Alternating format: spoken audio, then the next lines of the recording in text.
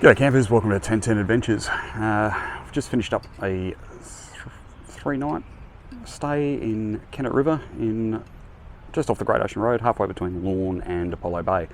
We're just packing up for that. We've had some good time. I'll mention in a later video, but we've been here with some friends, so we've limited our amount of recording. But just thought I'd give you a quick introduction on our last trip that we'll call this part 3 of our Granite Springs trip. I did a little bit of a talk on our brake controller, so we'll cut to that now. Hope you enjoy it. As always, like, comment, subscribe. We'll see you in a sec. Okay guys, we're really finding it difficult to film anything today. It is an absolute blustery day today. It's blowing a gale. But I thought I might just jump back into the car for a moment and touch base on another item that I didn't really touch off when we did the build video. Just putting my CV radio away so we can actually see what I'm going to look at. When we did the build, we said that we've got a tow bar, obviously we're towing the caravan, but I didn't talk about the brake system. So for anybody that's new to towing or new to the idea of getting out and getting a caravan, anything over a certain weight, and this all depends on the vehicle that you're in, and your vehicle manual will tell you what your guides are. For the Prado, anything over 750 kilogram tow weight the vehicle must be fitted with electric brakes or an electric brake controller. So for our car, what we fitted was the Redarc Towpro Elite V3. Just wanted to show you where we've installed our V3 Elite controller and talk about why we've put it there. So it's in front of the gear stick. The reason for that, and the reason it's in the center of the vehicle, is it's accessible by both the driver and the passenger. So Carl is not super confident driving while towing. In fact, this car is so large, as I've mentioned, she drives a little Subaru. She's not real confident driving a car of this size, let alone towing. But she does need to know how to tow this in case something happens to me, if I break a leg or I get bitten by a snake or something and she needs to drive and potentially drive with the caravan attached. She needs to be able to drive this car and tow. Now, if we get into a situation where the vehicle is, if we get a bit of a sway going on, the quickest way to fix that is to engage the trailer brakes without engaging the brakes on the car. Now, to do that, all you need to do is basically just push down and hold the electric brake controller. And that will activate the brakes in the trailer, but not the brakes in the car. For anybody who's not familiar with trailer sway or why it occurs, essentially what's happening is that your trailer is trying to overtake your tow vehicle. So sway is most likely to happen during downhill, when you're driving downhill. It's also can be kicked off by strong side winds. One of the advantages we have with the Forbes 13 being a pop top style van, it's got a lower side profile, so it isn't as big a wall for wind or for crosswinds to hit. So it's got some advantages in that space. It is also smaller, but it is also quite heavy. Now, the other ideal thing with towing is that you don't want your towing car to be quite a bit heavier than your towed vehicle. So from memory, the ideal ratio is that the caravan should be about 75% of the weight of the towing car. Now, anybody that watches any traveling, any of the YouTube videos out there, knows that most people tow, particularly the bigger vans. If you're talking about big Oz Explorers or I'm trying to think of a couple of the others that we watch, but big Oz Explorers and Trip in a Van, of course. Trip in a Van's probably an exception. I think their Land Cruiser weighs a hell of a lot. But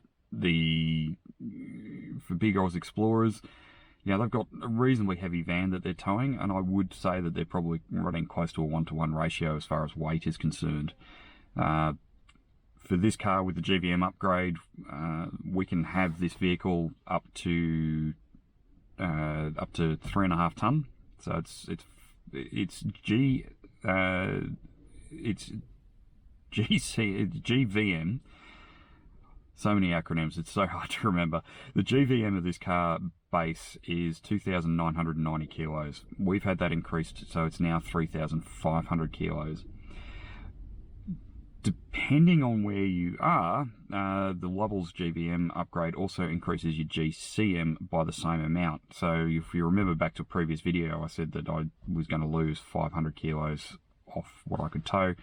That's actually not correct. We registered this vehicle in Victoria, and in Victoria, the Lovell's suspension upgrade also upgrades the GCM by that same 500 kilos. So, basically the reason I'm talking about this is that we can have this car at 3.5 ton and still be towing 3 ton behind us. So that's going to put us pretty much in that sweet spot of that's sort of almost 75% trailer weight. So great for us. Our maximum that we can have our trailer is 3 ton. We're going to do a weigh up, and we're going to do a proper full weigh up video very soon, where we're going to get the car weighed, we're going to weigh the van, we're going to get everything balanced, and we're going to get a mobile company out to come and do that. We're just waiting till the weather improves. At the moment, we're not particularly worried. We've got next to nothing in the van at the moment, apart from 200 kilos of water and a couple of some clothes and bedding. We're not packing a lot of weight at the moment because we're not planning on big trips. We're just doing a 2-day stay. We've got too much water on board than what we need. But I have filled both tanks just from a balance perspective. So yeah, we'll do a full video very soon of a proper weigh-in with a mobile weighing company. Just give you guys a look at what that involves. And hopefully I don't come out looking like a complete idiot. As we've seen with antennas and other things recently, that's entirely possible. So look, that's really what I want to talk about, and talk about the brake controller. There are a number of brake controllers on the market that you can go through. White-Eye do one that you can just plug into your cigarette lighter port. I don't personally, Cam Wilder, Wild Touring, gave it a really good rating, and he's got the same brake controller that we have, or that's what he was using initially, and he's moved to the White-Eye remote one. I can't comment on it. I haven't used it. It really won't suit this car. As you can probably see when you look at our panel, there is nowhere for there's nowhere for it to sit. We'd actually have to sit right up here in behind this panel here. That's my 12 volt there. That's really not an ideal spot for a brake controller to be just here. That doesn't it doesn't work for me. Where it is currently, it's very easy for me to just lean forward. Obviously the gear stick's going to be behind. It's very easy for me to just tap that if I need to. And also, if I'm trying to control steering with both hands, I can also get Carla to hit that without me having to worry about hitting the brakes. So, look, there are a lot of brake controllers out there. The White-Eye one, getting a lot of good reviews. I'm not going to review it. It's not, unlike Cam, we don't have an agreement with them. We're not able to give discounts or anything for that. And I'm not in a position. We've spent way too much money recently. I'm not in a position to go out and buy one of those. But what I would say is do your research. And be careful with what you fit. When we fitted the first brake controller we had in the Fortuner, we were actually given one that was not appropriate for the car. It was actually for cars without ABS and all sorts of other things. It was a very, very cheap and nasty one that was fitted by the company or by the auto electrician that does a lot of the wiring for the company that we bought our first camper trailer through. I'm not going to name brands. I don't want to start getting into that. I will say that experience was not pleasant, and although it was a bit heartbreaking for that trailer to be written off by strong winds down in Apollo Bay, it's probably been a blessing in disguise in some ways.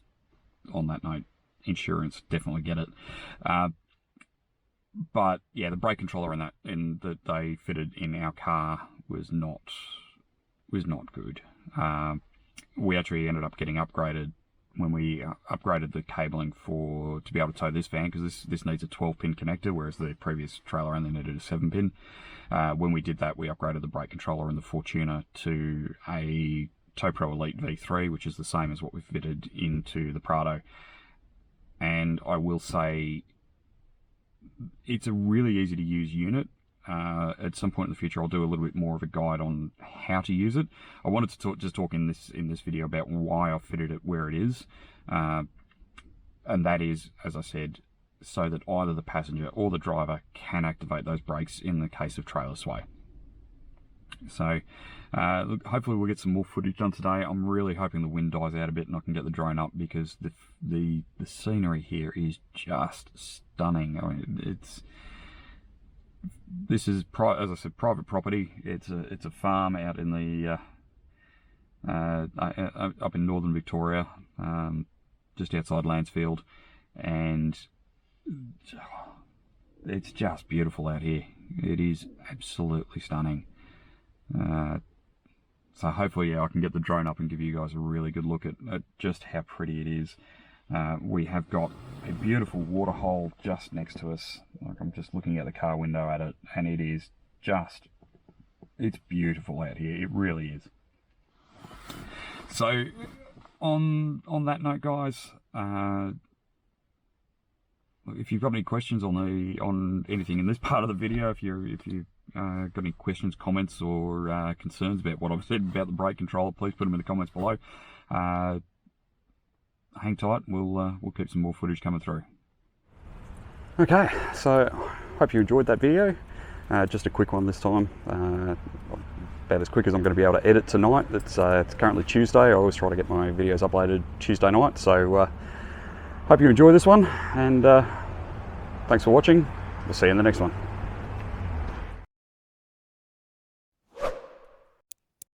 And hopefully I don't come out looking like a complete idiot.